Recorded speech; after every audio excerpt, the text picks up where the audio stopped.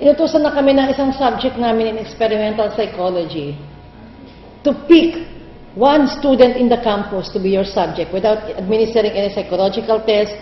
Basta, obserbahan nyo lang ang kanyang mga behavior kung ano masasabi mo sa kanya.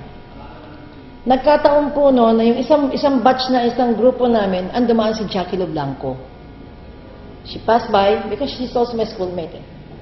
Nagustuhan nilang ikon kasi hanggang ng medyas polka dots, hanggang tuhod. Tapos ang ikli ng skirt niya at ang puti-puti talaga niya, flawless.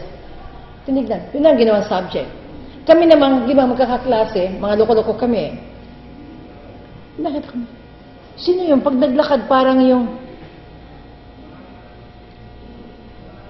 sa Planet of the Apes. You know that when you walk this way, tall guy, big bag, like a books, ganyan. Tapos yung salamin niya, he keeps on pushing his eyeglasses kasi bumabagsak ko eyeglasses niya eh.